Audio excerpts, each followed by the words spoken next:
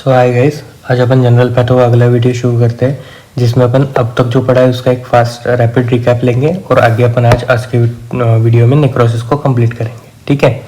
सो cell injury का topic अपन पढ़ रहे हैं जिसमें अपन ने देखा है कि नॉर्मल सेल जो है उसमें अगर स्ट्रेस आया तो वो क्या करेगी, अडेप्ट करेगी। अगर एडेप्टेशन के बाद भी स्ट्रेस परसिस्टेंट रहा तो सेल इंजरी होगी। अब सेल इंजरी अगर माइल्ड या फिर ट्रांजिएंट रही तो रिवर्सिबल सेल इंजरी होगी, और अगर सेल इंजरी सीवियर या फिर प्रोग्रेसिव रही तो इरिवर्सिबल सेल इंजरी होगी। अब जो इरिवर्सिबल सेल इंजरी है उसके कारण क्या होगा, सेल डेथ होगी। जो दो टाइप के सेल डेथ होती है that is necrosis and apoptosis. ठीक है। सो ये अपन सब पढ़ चुके हैं, मैं बस रैपिड एक रिकैप ले रहा हूँ। सो सेल इंजरी दो टाइप की, that is reversible cell injury and irreversible cell injury. So reversible cell injury में क्या क्या होता है और इरिवर्सिबल सेल इंजरी में क्या क्या होता है ये भी अपन पहले वीडियो में पढ़ चुके हैं। ठीक है, बस यहाँ पे एक रिकैप ले रहा हूँ। तो अपन देखा था कि रिवर्सिबल सेल इंजरी में डिक्रीज एटीपी हो रहा था due to decreased oxidative phosphorylation due to ischaemia. ठीक है ना, ड्यू टू माइटोकॉन्ड्रियल डिसफंक्शन। तो उसके कारण एटीपी कम बन रहा था, उसके कारण decrease activity of calcium pump या फिर सोडियम पोटेशियम एटीपीएस पंप हो रहा था। उसके कारण सोडियम वाटर रिटेंशन हो रहा था, कैल्शियम रिटेंशन हो रहा था। ठीक है ना, जिसके कारण सोडियम वाटर रिटेंशन के कारण क्या हो रहा था, सेलुलर स्वेलिंग हो रही थी। ठीक है।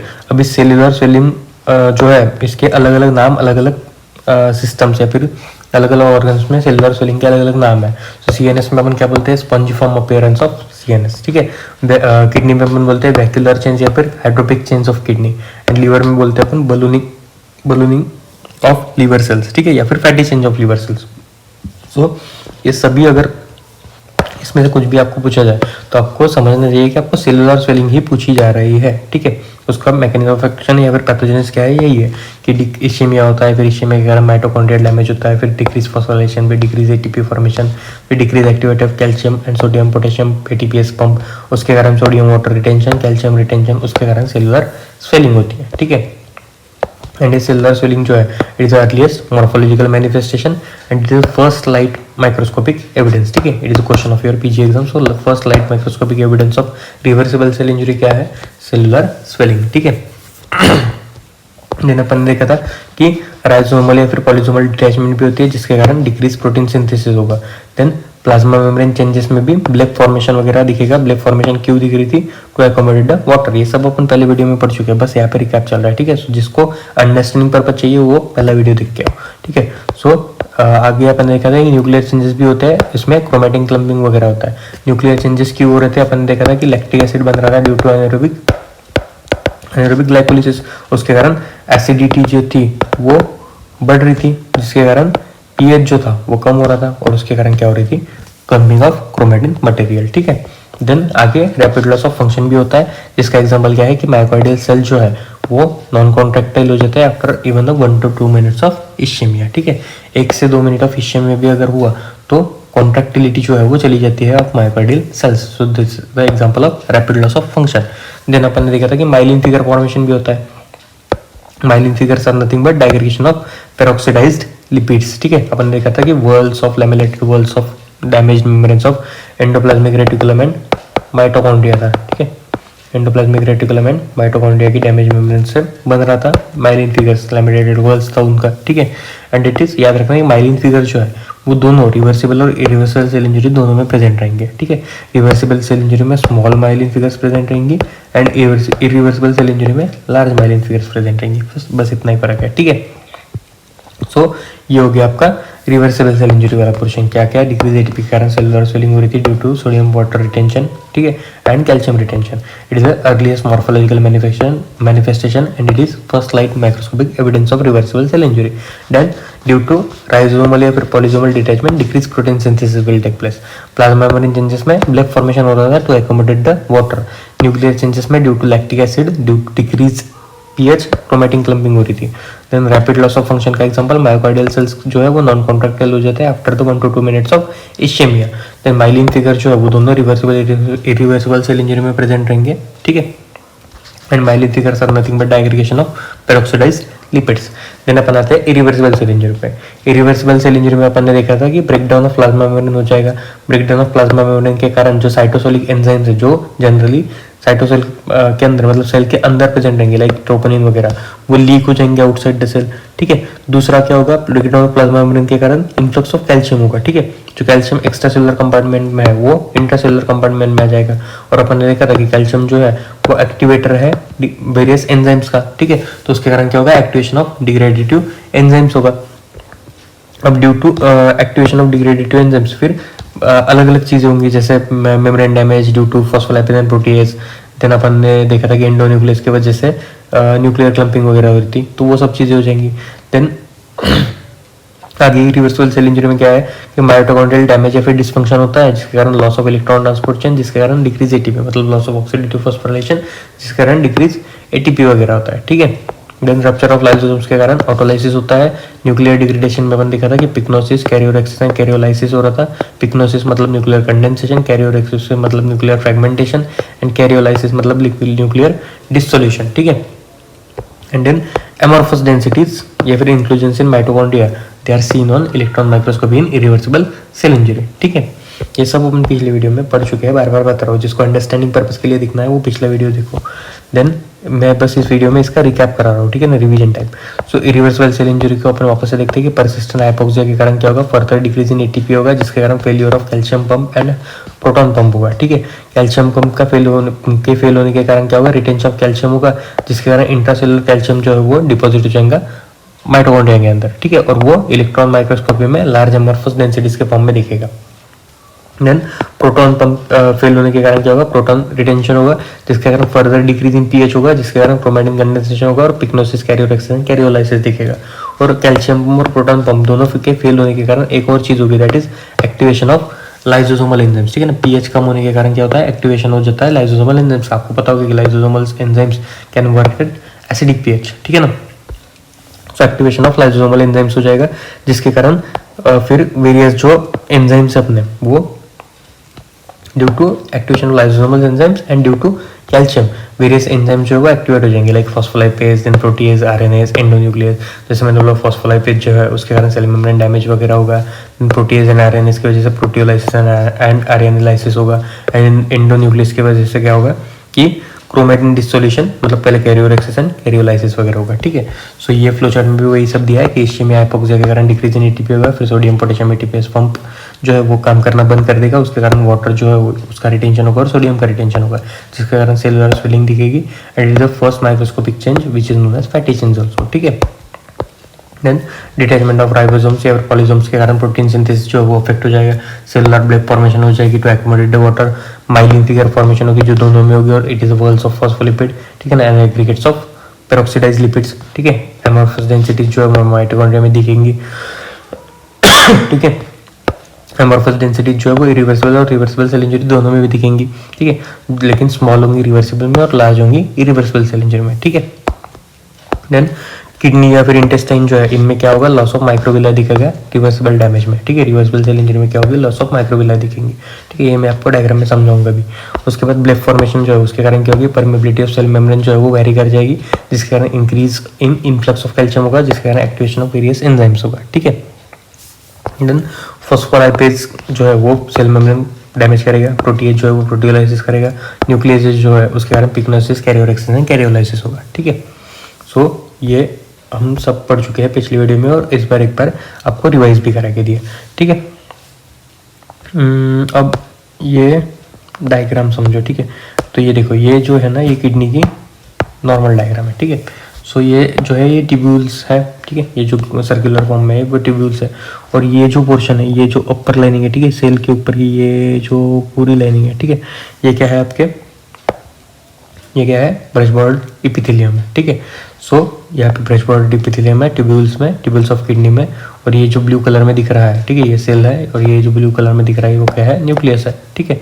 सो ये नॉर्मल किडनी की ट्यूब्यूल्स है। अगर आपको रिवर्सिबल सेल इंजरी दिखानी है तो रिवर्सिबल सेल इंजरी में मैंने क्या बोला था, किडनी और इंटेस्टाइन में माइक्रोविलाई अब्सेंट हो जाते हैं, ठीक है। सो यहाँ पे अगर आपको देखे तो देखो यहाँ पे न्यूक्लियस तो इंटैक्ट है, ठीक है, न्यूक्लियस तो इंटैक्ट है, लेकिन जो ब्रश बॉर्डर इपिथेलियम था वो नहीं है, ठीक है। So brush border epithelium is destroyed, so it is reversible cell injury, ठीक है। सो पेपर में भी ऐसा बनाया, एक साइड नॉर्मल बनाना है और एक साइड फिर जो भी पूछा जाए। तो रिवर्सिबल सेल इंजरी में आपको क्या बनाना है, कि जो न्यूक्लियस है वो तो इंटैक्ट रहेगा, ठीक है। रिवर्सिबल सेल इंजरी में आपका जो न्यूक्लियस है वो तो इंटैक्ट रहेगा, लेकिन जो ऊपर की माइक्रोविला है मतलब ब्रश बॉर्डर एपिथेलियम में वो क्या हो जाएगी बेटा, वो क्या हो जाएगी, डिस्ट्रॉय हो जाएगी, ठीक है। एंड इरिवर्सिबल सेल इंजरी में क्या होगा कि ये वाला पोर्शन अगर दिखा जाए, ठीक है, तो यहाँ पे माइक्रोविला भी नहीं है, ब्रश बॉर्डर एपिथेलियम भी नहीं है और अंदर आपका न्यूक्लियस भी नहीं है, ठीक है। सो ये हो गया इरिवर्सिबल सेल इंजरी वाला पोर्शन, ठीक है। सो ऐसे आपको नॉर्मल और एबनॉर्मल मतलब जो भी रिवर्सिबल या फिर इरिवर्सिबल सेल इंजरी है उनकी डायग्राम्स ऐसे कंपेरेटिव वे में बनानी है, ठीक है। जनरली पैथोलॉजी में डायग्राम ट्राई करना कि ऐसे ही बनाना, मतलब एक साइड नॉर्मल दिखाना है और एक साइड फिर जो भी पैथोलॉजिकल कंडीशन है वो दिखाना है, मतलब समझने में इन्विजिलेटर को इजी जाएगा, ठीक है ना। अब आज के अपने टॉपिक जो है वीडियो का मेन टॉपिक नेक्रोसिस, उसको अपन शुरू करते हैं, ठीक है। So necrosis is nothing but most common type of cell death, ठीक है। अपन ने सबसे पहले जो आज का वीडियो जैसा शुरू किया उसमें देखा था कि इरिवर्सिबल सेल इंजरी के कारण सेल डेथ हो रही थी। सेल डेथ के दो type, that is necrosis and apoptosis. So most common type of cell death कौन सी है, नेक्रोसिस, ठीक है। नेक्रोसिस इज ऑलवेज पैथोलॉजिकल, हर जब भी नेक्रोसिस होगी so it is due to pathological cause, ठीक है ना। And necrosis is generally associated with inflammation. Necrosis जो है वो जनरली एसोसिएट किसके साथ होती है, इन्फ्लेमेशन के साथ। And it is a passive process in which ATP is not required, ठीक है। सो अब अपन देखते हैं टाइप्स ऑफ नेक्रोसिस, ठीक है। नेक्रोसिस क्या है, most common type of cell death है जो जनरली या फिर ऑलवेज क्या होगा, पैथोलॉजिकल होता है। It is generally associated with inflammation and it is a passive process in which ATP is not required. अब अपन देखते हैं टाइप्स ऑफ नेक्रोसिस, ठीक है। टाइप्स ऑफ नेक्रोसिस में सबसे पहला टाइप है that is कोआगुलेटिव necrosis. Coagulative necrosis is the most common type of necrosis. जितने भी अपन आज टाइप्स देखेंगे नेक्रोसिस के उनमें most common type of necrosis कौन सा है, कोआगुलेटिव नेक्रोसिस, ठीक है। एंड कोआगुलेटिव नेक्रोसिस अपने को कहाँ पे देखने को मिलेगा, it is seen in all types of solid organs except brain. Brain को छोड़ के सारे टाइप के जो सॉलिड ऑर्गन्स है उनमें अपने को क्या दिखेगा बेटा, कोआगुलेटिव नेक्रोसिस दिखेगा, ठीक है। एंड कोआगुलेटिव नेक्रोसिस को ही अपन ड्राई गैंग्रीन भी बोलते हैं। ड्राई गैंग्रीन क्यों बोलते हैं, क्योंकि इसमें कोई भी एब्सेस फॉर्मेशन या फिर पस फॉर्मेशन नहीं होता है, ठीक है।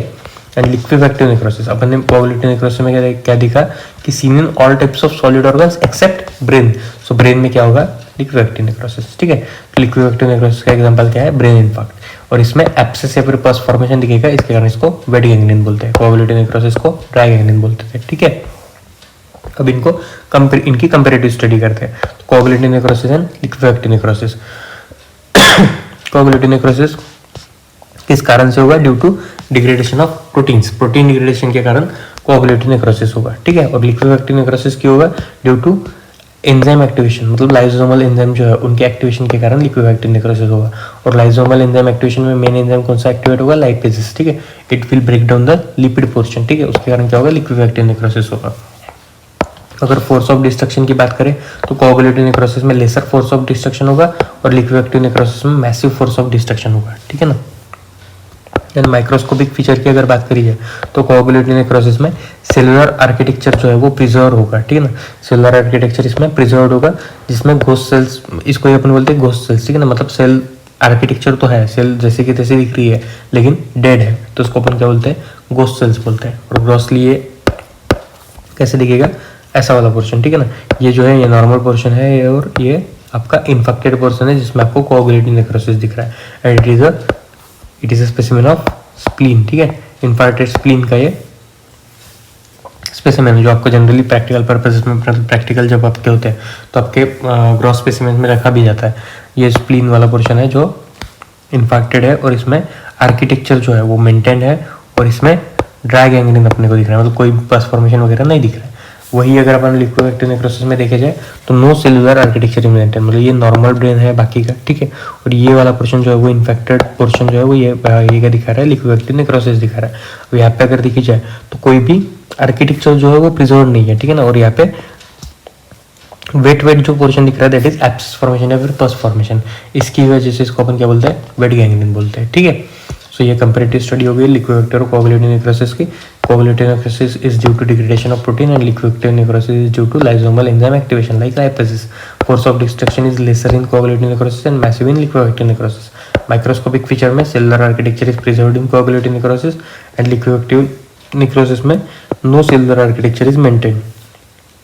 ग्रॉसली आपको ड्राई गैंग्रीन दिखेगा और वेल आर्किटेक्चर प्रिजर्व दिखेगा in coagulative necrosis and liquefactive necrosis में आपको आर्किटेक्चर जो है वो प्रिजर्व नहीं होगा और पस फॉर्मेशन या फिर एब्सिस फॉर्मेशन दिखेगा, ठीक है।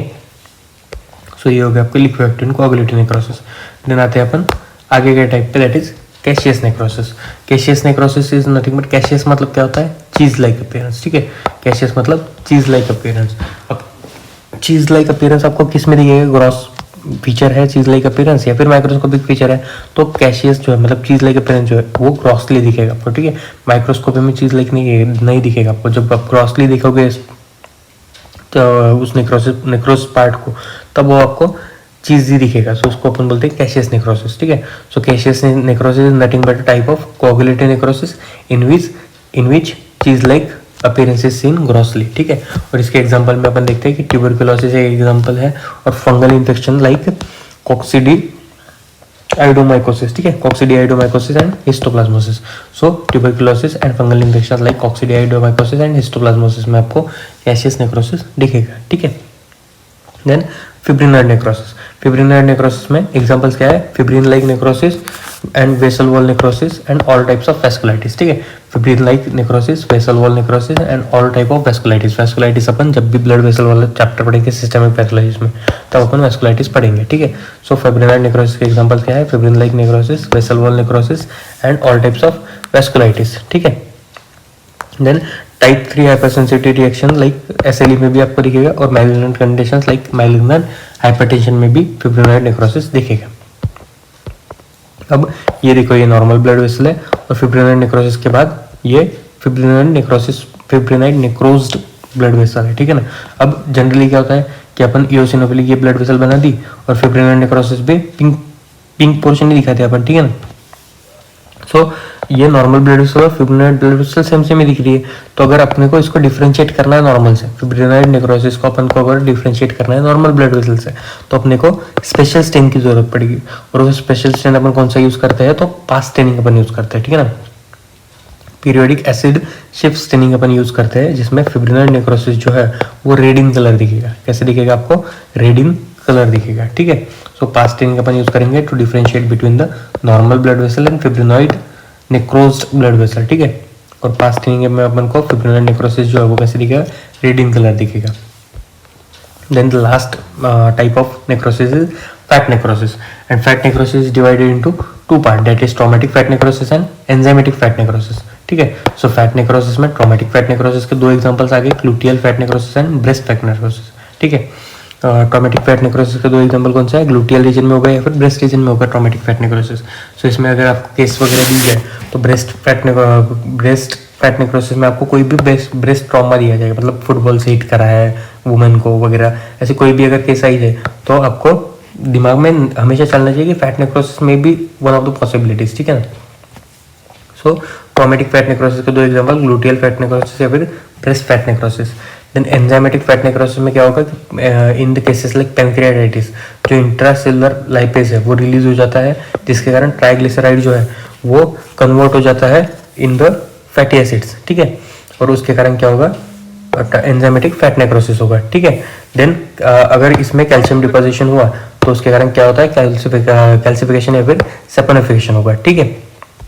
अब अपन देखते हैं वन लाइनर्स में क्या है, मोस्ट कॉमन सेल इंजरी जो है, most common cause of cell injury जो है वो क्या है, इशेमिया या फिर hypoxia. Most common ion which is involve in reversible cell injury, it is sodium water retention हो रहा था, ठीक है। Then most common ion involve in irreversible cell injury is what, calcium, ठीक है। कैल्शियम का एक्स्ट्रा सेलुलर कंपार्टमेंट से intracellular compartment में इनफ्लक्स हो रहा था, ठीक है। Then earliest biochemical finding in necrosis क्या है, लॉस ऑफ एटीपी है, ठीक है। सबसे पहले अपने को बायोकेमिकल फाइंडिंग क्या दिखेगी, लॉस ऑफ एटीपी दिखेगी। अर्लीस्ट मॉर्फोलॉजिकल फाइंडिंग क्या दिखेगी, सेलुलर स्वेलिंग दिखेगी। अगर अपन कंपेयर करें कि लॉस ऑफ एटीपी पहले दिखेगा कि सेलुलर स्वेलिंग पहले दिखेगी, तो हमेशा बायोकेमिकल फाइंडिंग जो है वो सबसे पहले दिखेगी, मतलब लॉस ऑफ एटीपी जो है वो सबसे पहले दिखेगा, देन आपको मॉर्फोलॉजिकली दिखेगा सेलुलर स्वेलिंग, ठीक है। एंड अगर लास्ट अपन देखी जाए तो हॉलमार्क या फिर characteristic feature of irreversible cell injury अगर पूछा जाए तो वो क्या है, इरिवर्सिबल माइटोकॉन्ड्रियल डैमेज या फिर इरिवर्सिबल सेलुलर डैमेज, ठीक है। मतलब इरिवर्सिबल माइटोकॉन्ड्रियल डैमेज या फिर इरिवर्सिबल सेलुलर डैमेज अगर हुआ तो इट इज अ हॉलमार्क या फिर characteristic feature of irreversible cell injury, ठीक है। सो आज के वीडियो में अपना मेन टॉपिक जो था वो था necrosis. Necrosis is the most common type of cell death. It is always pathological. It is always associated with inflammation या फिर generally associated with inflammation, and it is a passive process in which ATP is not required. There are various types of necrosis, जिसमें first दो type क्या है, coagulative necrosis and liquefactive necrosis.